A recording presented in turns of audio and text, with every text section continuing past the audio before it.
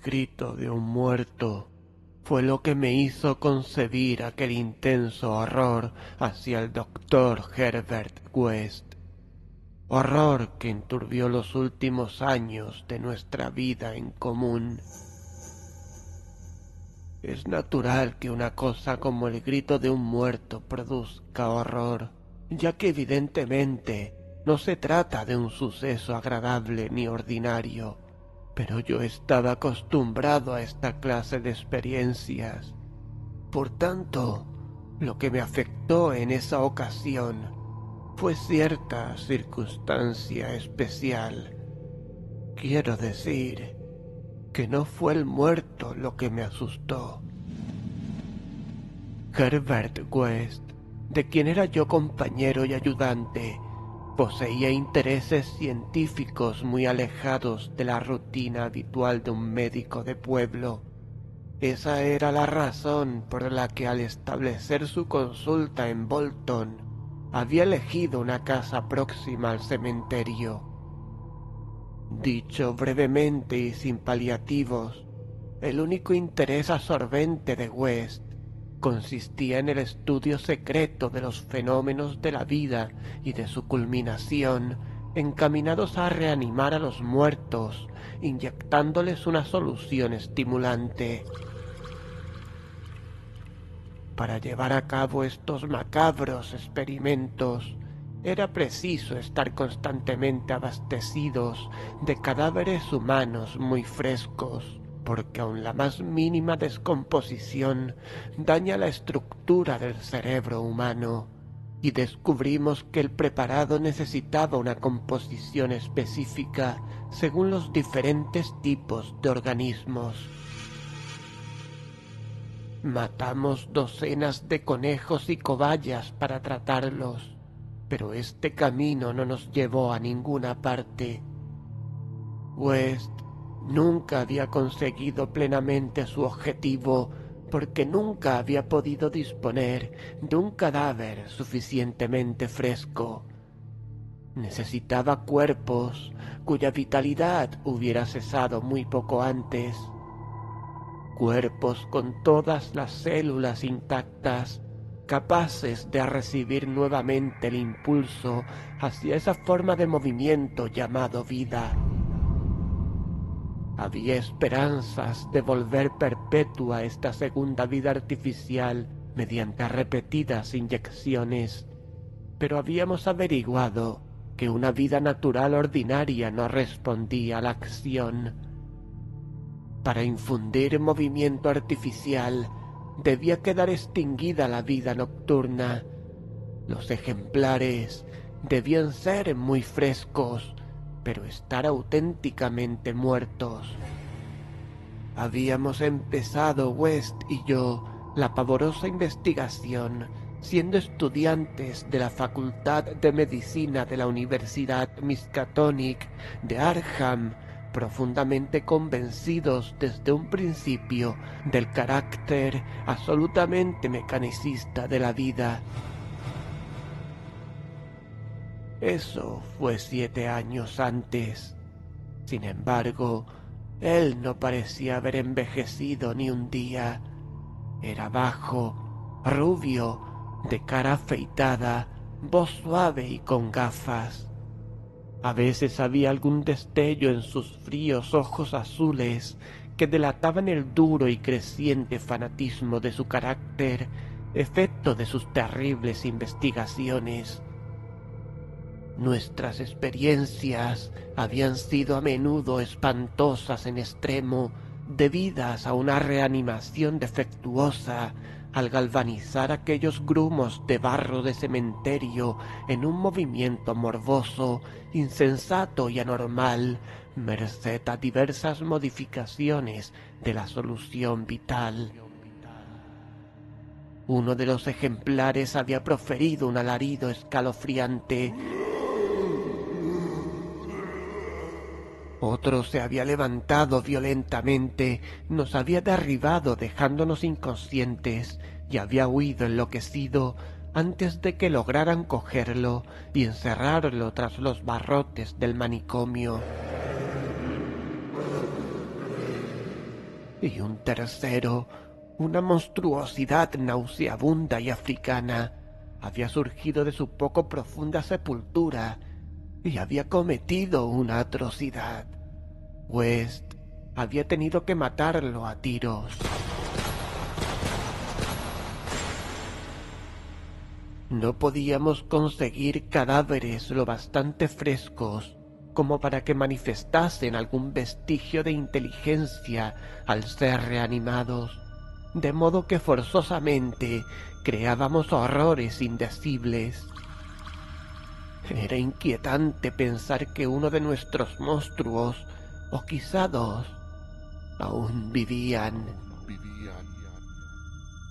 Tal pensamiento nos estuvo atormentando de manera vaga hasta que finalmente West desapareció en circunstancias espantosas.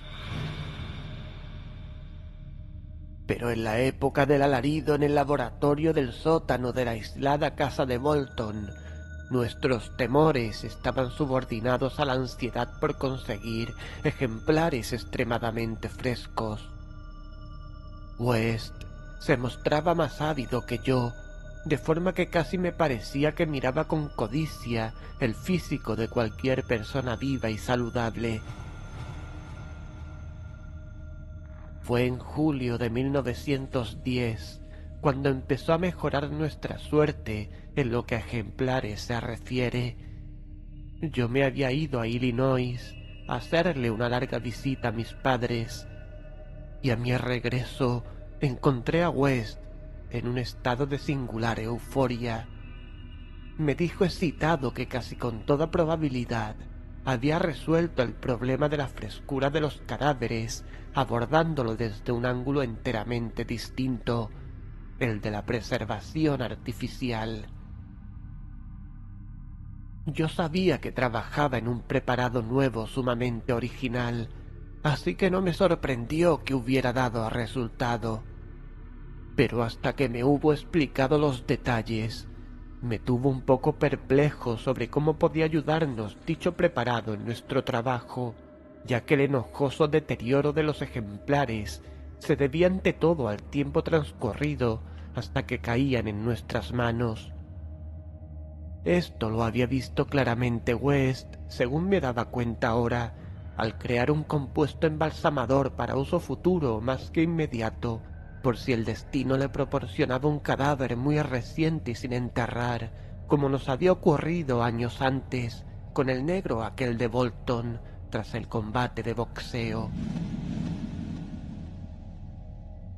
Por último, el destino se nos mostró propicio, de forma que en esta ocasión conseguimos tener en el laboratorio secreto del sótano un cadáver cuya corrupción no había tenido posibilidad de empezar aún.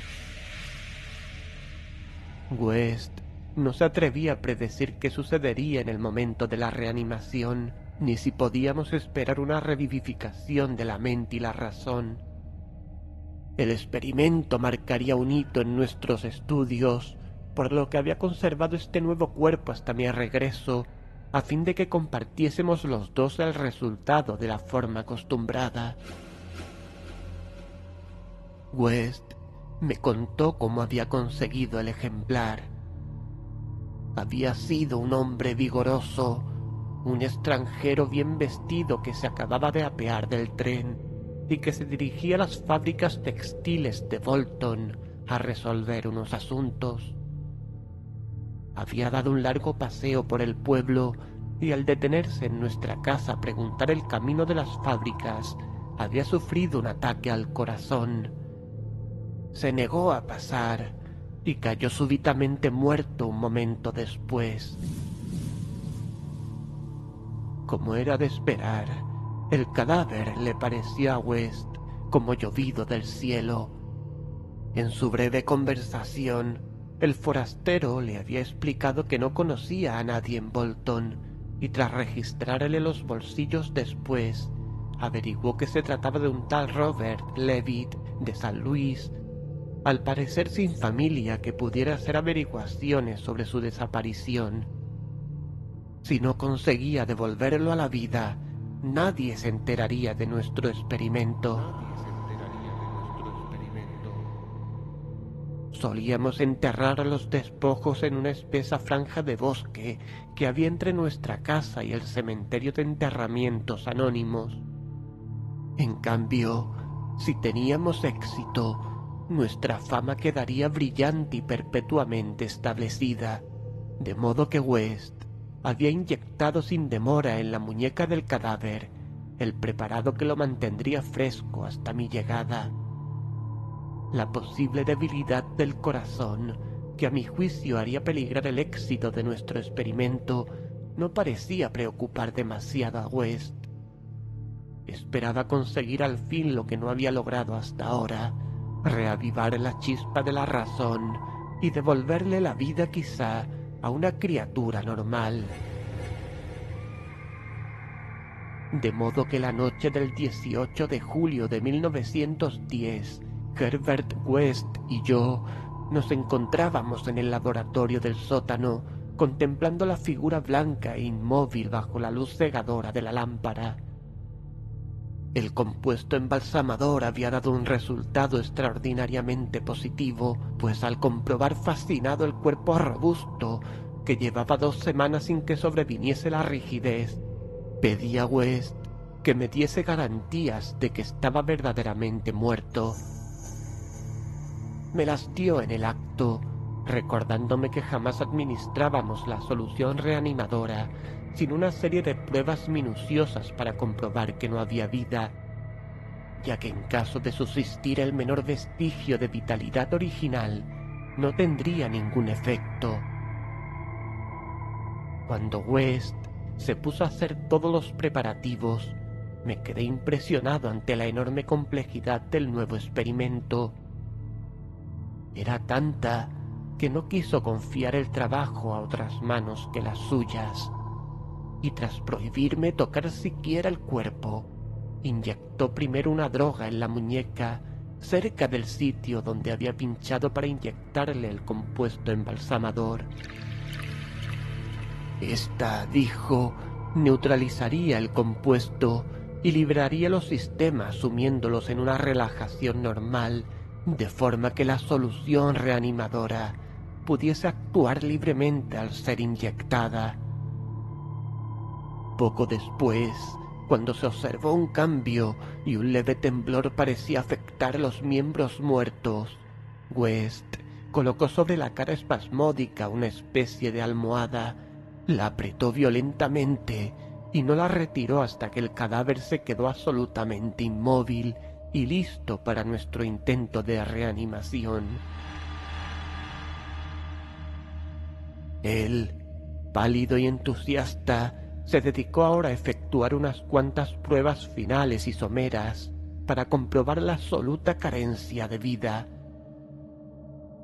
Se apartó satisfecho y finalmente inyectó en el brazo izquierdo una dosis meticulosamente medida del elixir vital, preparado durante la tarde con más minuciosidad que nunca desde nuestros tiempos universitarios, en que nuestras hazañas eran nuevas e inseguras.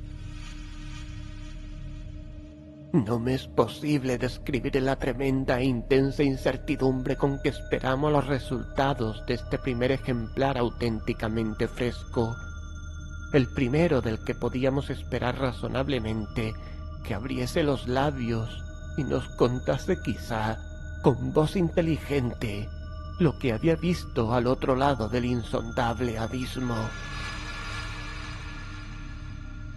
West era materialista, no creía en el alma y atribuía toda función de la conciencia a fenómenos corporales. Por consiguiente, no esperaba ninguna revelación sobre espantosos secretos de abismos y cavernas más allá de la barrera de la muerte. Yo no disentía completamente de su teoría, aunque conservaba vagos e instintivos vestigios de la primera fe de mis antecesores, de modo que no podía dejar de observar el cadáver con cierto temor y terrible expectación. Además, no podía borrar de mi memoria aquel grito espantoso e inhumano que oímos la noche en que intentamos nuestro primer experimento en la deshabitada granja de Arkham. Había transcurrido muy poco tiempo cuando observé que el ensayo no iba a ser un fracaso total. Sus mejillas, hasta ahora blancas como la pared, habían adquirido un levísimo color que luego se extendió bajo la barba incipiente, curiosamente amplia y arenosa. West, que tenía la mano puesta en el pulso de la muñeca izquierda del ejemplar, asintió de pronto significativamente, y casi de manera simultánea apareció un vaho en el espejo inclinado sobre la boca del cadáver.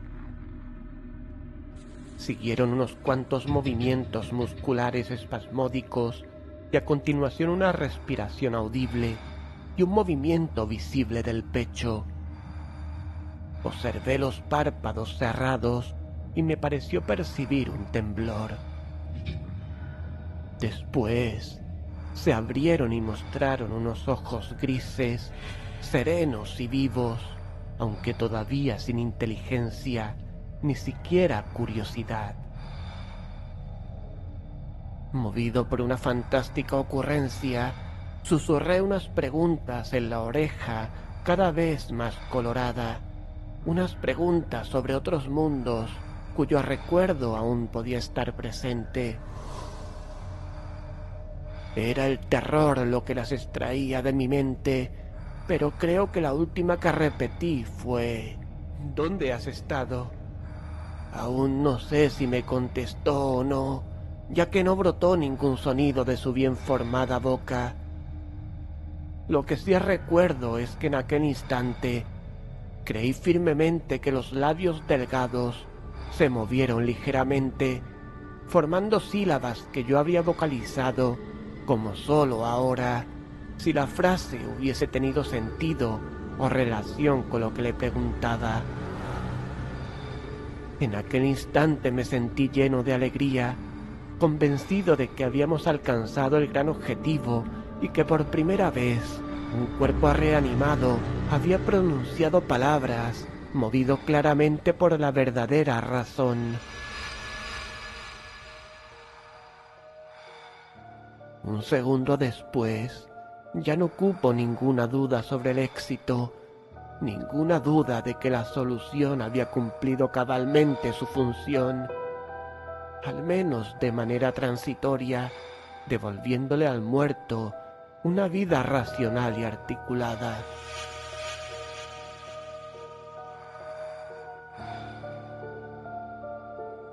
Pero con ese triunfo me invadió el más grande de los terrores, no a causa del ser que había hablado, sino por la acción que había presenciado y por el hombre a quien me unían las vicisitudes profesionales.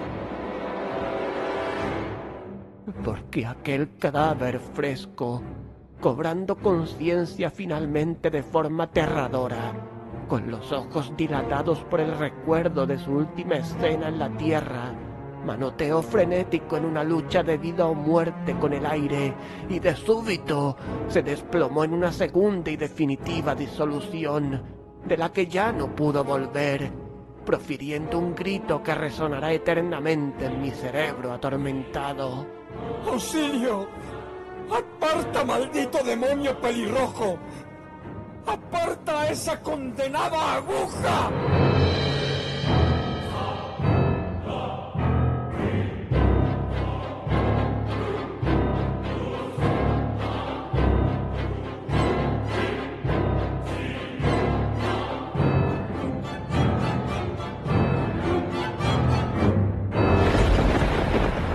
Herbert West,